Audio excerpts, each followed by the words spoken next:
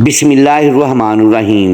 نبی کریم صلی اللہ علیہ وآلہ وسلم نے فرمایا، جن عورتوں میں یہ نشانیاں ہوں وہ بہت ہی بابرکت عورتیں ہوتی ہیں۔ عورت کی بابرکت ہونے کی علامات میں سے یہ ہے کہ نمبر ایک اس کی طرف رشتہ بھیجنے اور رشتہ منظور ہونے میں آسانی ہو۔ نمبر دو، اس کا مہر آسان ہو، یعنی بہت زیادہ پیچیدہ نہ ہو۔ نمبر تین، اس کے ہاں بچوں کی پیدائش میں آسانی ہو۔ جن عورتوں میں یہ نشانیاں پائی جاتی ہیں وہ بہت ہی بابرکت ہوتی ہیں۔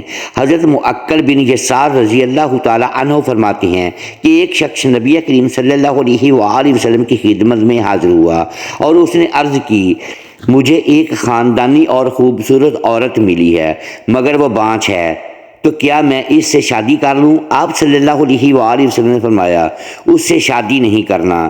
پھر وہ دوبارہ آپ کے پاس آیا تو آپ نے پھر منع فرمایا۔ پھر وہ تیسری بار آیا تو آپ نے فرمایا، ایسی عورت سے شادی کرو جو خوب محبت کرنے والی اور زیادہ بچے جننے والی ہو، اس لیے کہ میں تمہاری کثرت کی وجہ سے قیامت کے دن دوسری امتوں پر فخر کروں گا۔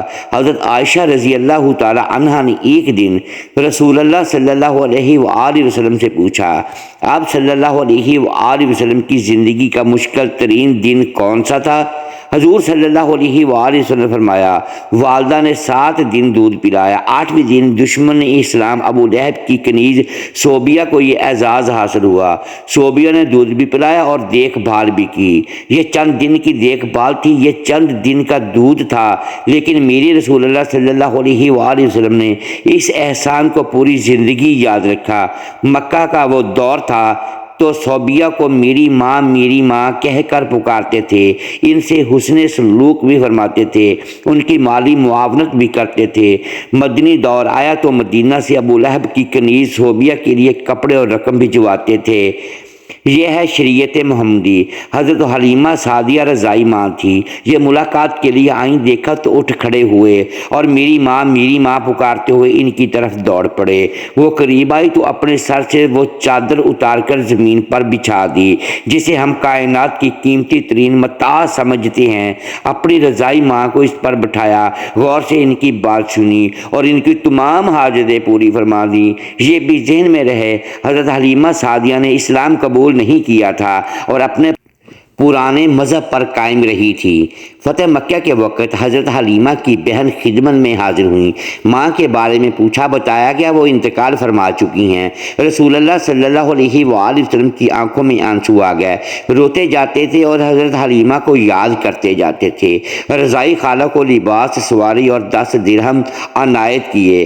رضائی بہن شیمہ غزوہ حنین کے قیدیوں میں شریک تھیں۔ پتہ چلا تو انہیں بلایا، اپنی چادر بٹھایا، اپنے ہاں قیام کی دعوت دی۔ حضرت شیمہ نے اپنے قبیلے میں واپس جانے کی خواہش اظہار کی۔ رضائی بہن کو غلام، لونڈی اور بکریاں دے کر رخصت کر دیا۔ یہ بعد ازاں اسلام لے آئی۔ یہ ہے شریعت محمدی۔ جنگ بدر کے قیدیوں میں 13 پڑھے لکھے کفار بھی شامل تھے۔ ان کافروں کو مسلمانوں کو پڑھانے، لکھانے اور سکھانے کی عوض رہا کیا گیا۔ حضرت زید بن ثابت رضی اللہ تعالی عنہ کو عبرانی سیکھنے کا حکم دیا۔ آپ رضی اللہ تعالی عنہ نے عبرانی سیکھی اور یہ اس زبان میں یہودیوں سے خط و خطابت کرتے رہے۔ کافروں کا ایک شاعر تھا، سہیل بن عمرو، یہ رسول اللہ صلی اللہ علیہ وآلہ وسلم کے خلاف اشتعال انگیز تقریریں بھی کرتا تھا اور توہین آمیز شعر بھی کہتا تھا۔ یہ جنگ بدر میں گرفتار ہوا۔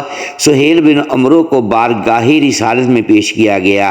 حضرت عمر رضی اللہ تعالی عنہ نے تجویز دی، میں اس کے 2 نچلے دانت نکال دیتا ہوں، یہ اس کے بعد شعر نہیں پڑھ سکے گا۔ پھر تڑپ کر فرمایا، میں اگر اس کے اعضاء بگاڑوں گا تو اللہ میری اعضاء بگاڑ دے گا۔ سہیل بن عمرو نے نرمی کا دریا بہتے دیکھا تو عرض کیا، مجھے فدیہ کے بغیر رہا کر دیا جائے گا۔ اس سے پوچھا گیا، کیوں؟ سہیل بن عمرو نے جواب دیا، میری 5 بیٹیاں ہیں، میرے علاوہ ان کا کوئی سہارا نہیں۔ رسول اللہ صلی اللہ علیہ وآلہ وسلم نے سہیل بن عمرو کو اسی وقت رہا کر دیا۔ سہیل بن عمرو شاعر بھی تھا اور گستاخ رسول صلی اللہ علیہ وآلہ وسلم بھی۔ لیکن رحمت للعالمین صلی اللہ علیہ وآلہ وسلم کی غیرت نے گوارا نہ کیا۔ یہ 5 بچیوں کے کفیل کو قید میں رکھیں یا پھر اس کے 2 دانت توڑ دیے۔ یہ ہے شریعت محمدی۔ غزوہ خندق کا واقعہ ملاحظہ کیجئے۔ عمر بن عبدود مشرک بھی تھا، ظالم بھی، اور کفار کی طرف سے مدینہ پر حملہ آور بھی ہوا تھا۔ جنگ کے دوران عمر بن عبدود مارا گیا، اس کی لاش تڑپ کر خندق میں گر گئی۔ کفار اس کی لاش نکالنا چاہتے تھے لیکن انہیں خطرہ تھا مسلمان ان پر تیر برسا دیں گے۔ کفار نے اپنا سفیر بھجوایا۔ سفیر نے لاش نکالنے کے عوض 10,000 دینار دینے کی پیشکش کی۔ رحمت للعالمین صلی اللہ علیہ وآلہ وسلم نے فرمایا، میں مردہ فروش نہیں ہوں، ہم لاشوں کا سودا نہیں کرتے، یہ ہمارے لیے جائز نہیں۔ کفار کو عمرو بن عبدود کی لاش اٹھانے کی اجازت دے دی۔ خیبر کا قلعہ فتح ہوا تو یہودیوں کی عبادت گاہوں میں تورات کے نسخے پڑے تھے۔ تورات کے سارے نسخے اکٹھے کروائے اور نہایت ادب کے ساتھ یہ نسخے یہودیوں کو پہنچا دیے، اور خیبر سے واپسی پر فجر کی نماز کے لیے جگانے کی ذمہ داری حضرت بلال رضی اللہ تعالی عنہ کو سونپی گئی۔ حضرت بلال رضی اللہ تعالی عنہ کی آنکھ لگ گئی، سورج نکل آیا تو قافلے کی آنکھ کھلی۔ رسول اللہ صلی اللہ علیہ وآلہ وسلم نے حضرت بلال رضی اللہ تعالی عنہ سے فرمایا، بلال آپ نے یہ کیا کیا؟ حضرت بلال رضی اللہ تعالی عنہ نے عرض کی کہ یا رسول اللہ صلی اللہ علیہ وآلہ وسلم، جس ذات نے آپ صلی اللہ علیہ وآلہ وسلم کو سلایا اس نے مجھے بھی سلا دیا۔ تبسم فرمایا اور حکم دیا، تم اذان دو۔ اذان دی گئی۔ آپ صلی اللہ علیہ وآلہ وسلم نے نماز ادا کروائی اور پھر فرمایا، تم جب نماز بھول جاؤ تو پھر جس وقت یاد آئے اسی وقت پڑھ لو، یہ ہے شریعت۔ حضرت حذیفہ بن یمان رضی اللہ تعالی عنہ سفر کر رہے تھے۔ کفار جنگ بدر کے لیے مکہ سے نکلے۔ کفار نے راستے میں حضرت حذیفہ رضی اللہ تعالی عنہ کو گرفتار کر لیا۔ آپ سے پوچھا گیا، آپ کہاں جا رہے ہیں؟ حضرت حذیفہ رضی اللہ تعالی عنہ نے عرض کیا، مدینہ۔ کفار نے ان سے کہا، آپ اگر وعدہ کرو کہ آپ جنگ میں شریک نہیں ہوں گے تو ہم آپ کو چھوڑ دیتے ہیں۔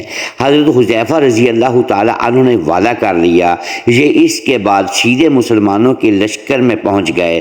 مسلمانوں کو اس وقت مجاہدین کی ضرورت بھی تھی، جانوروں کی بھی اور ہتھیاروں کی بھی، لیکن جب حضرت حذیفہ رضی اللہ تعالی عنہ کے وعدے کے بارے میں علم ہوا تو مدینہ بھجوا دیا گیا اور فرمایا، ہم کافروں سے معاہدے پورے کرتے ہیں اور ان کے مقابلے میں صرف اللہ تعالیٰ سے مدد چاہتے ہیں۔ یہ ہے شریعت محمدی۔ جران کے عیسائیوں کا 14 رکنی وفد مدینہ منورہ آیا۔ رسول اللہ صلی اللہ علیہ وآلہ وسلم نے عیسائی پادریوں کو نہ صرف ان کی روایتی لباس میں قبول فرمایا بلکہ انہیں مسجد نبوی صلی اللہ علیہ وآلہ وسلم میں بھی ٹھہرایا اور انہیں ان کے عقیدے کے مطابق عبادت کرنے کی اجازت بھی دی۔ یہ عیسائی وفد جتنا عرصہ مدینے میں رہا، یہ مسجد نبوی صلی اللہ علیہ وآلہ وسلم میں مقیم رہا اور مشرق کی طرف منہ کر کے عبادت کرتا رہا۔ ایک مسلمان نے کسی اہل کتاب کو قتل کر دیا۔ آپ صلی اللہ علیہ وآلہ وسلم نے مسلمان کے خلاف فیصلہ دیا اور یہ مسلمان قتل کے جرم میں قتل کر دیا گیا۔ حضرت سعد بن عبادہ رضی اللہ تعالی عنہ نے فتح مکہ کے وقت مدنی ریاست کا جھنڈا اٹھا رکھا تھا۔ یہ مکہ میں داخل ہوتے ہی وقت جذباتی ہو گئے اور انہوں نے حضرت ابو سفیان رضی اللہ تعالی عنہ سے فرمایا، آج لڑائی کا دن ہے، آج کفار سے جیب بھر کے انتقام لیا جائے گا۔ رحمت للعالمین صلی اللہ علیہ وآلہ وسلم نے سنا تو ناراض ہو گئے، ان کے ہاتھ سے جھنڈا لیا اور ان کے بیٹے قیس رضی اللہ تعالی عنہ کے سپرد کر دیا اور فرمایا، نہیں، آج لڑائی نہیں، رحمت اور معاف کرنے کا دن ہے۔ مدینہ میں تھے تو مکہ میں قحط پڑ گیا۔ مدینہ سے رقم جمع کر کے خوراک اور کپڑے اکٹھے کیے اور یہ سامان مکہ بھجوا دیا اور ساتھ ہی اپنے اتحادی قبائل کو ہدایت کی کہ مکہ کے لوگوں پر برا وقت ہے، آپ لوگ ان سے تجارت ختم نہ کریں۔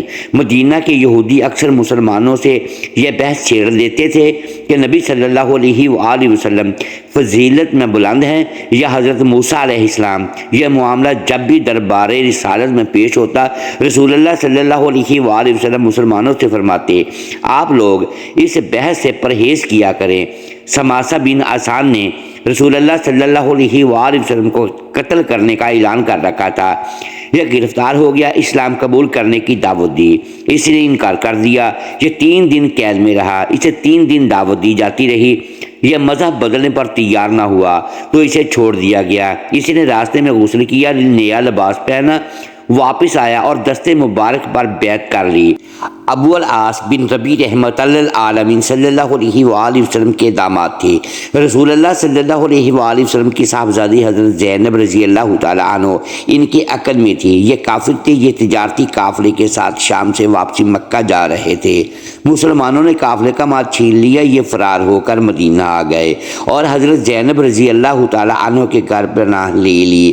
صاحبزادی مشورے کے لیے بارگاہ رسالت میں پیش ہو گئیں۔ رسول اللہ صلی اللہ علیہ وآلہ وسلم نے فرمایا، ابو العاص کی رہائش کا اچھا بندوبست کرو، مگر وہ تمہارے قریب نہ آئے، کیونکہ تم اس کے لیے حلال نہیں ہو۔